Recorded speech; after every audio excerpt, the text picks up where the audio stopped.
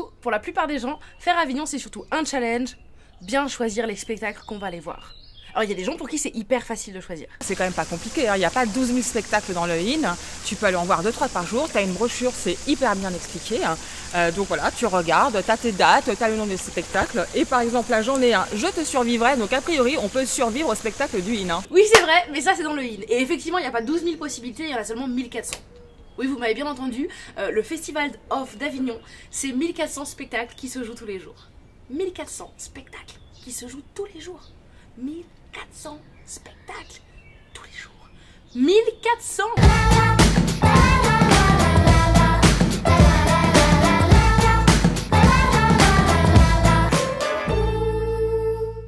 par jour. 1400 Marine.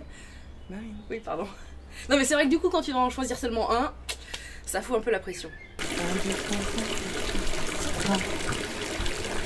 Ah non, c'est trop tôt ça.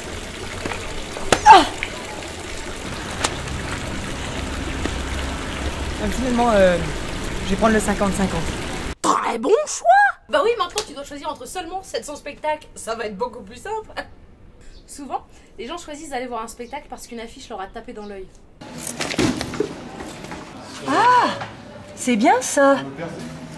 Ou parce qu'un comédien leur a tapé dans l'œil. Hey, tu viens voir mon spectacle? Avec plaisir. C'est vrai qu'il était mignon. Ça donne envie. Et pour donner envie aux gens de venir, faut des techniques. Ah, c'est le truc de Zamaka. Il est parfait, c'est ce qu'il faut chercher. La petite chanson. 3. Isn't she lovely? Isn't she wonderful? Isn't she precious? Less than 1 minute. Oh, I never thought the love would be making one as a fish. Vous mettez devant mon grave, vous chantez tranquille, vous faites votre promo devant la mienne. Bah oui, Avignon c'est aussi des battles. Moi un jour, j'aimerais trop voir une battle de magiciens. Je trouverais ça trop cool.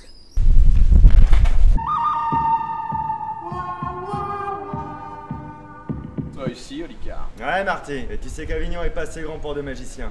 C'est fort probable.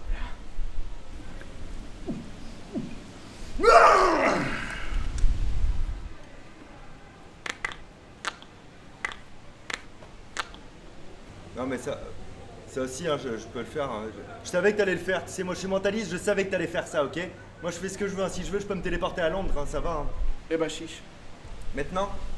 C'est mieux. Eh bim. Truc de dingue. Ça marche à tous les coups. Pas de moi. Le plus souvent, c'est le bouche-oreille qui marche le mieux. En gros, c'est quand des spectateurs ont bien aimé un spectacle et qui décident du coup d'en parler à d'autres spectateurs. C'est très sympa. Le seul problème, c'est qu'en général, les spectateurs, ils savent pas très bien parler du spectacle.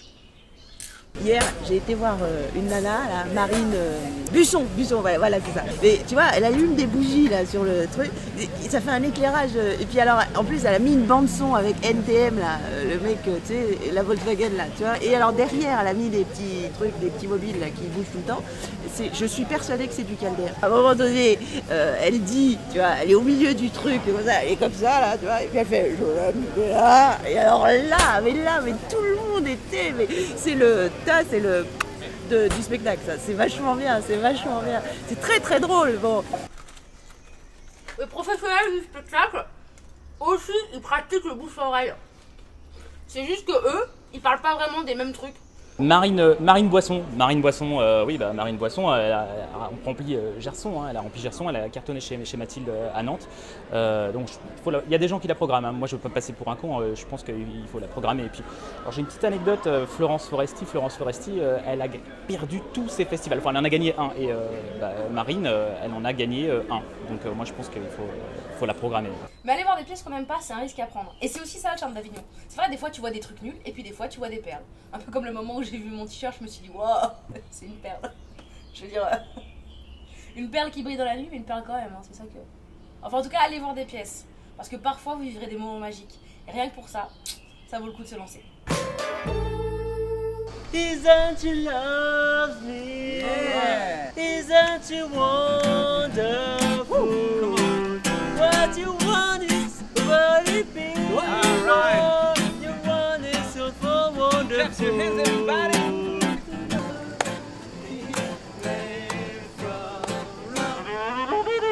Bye.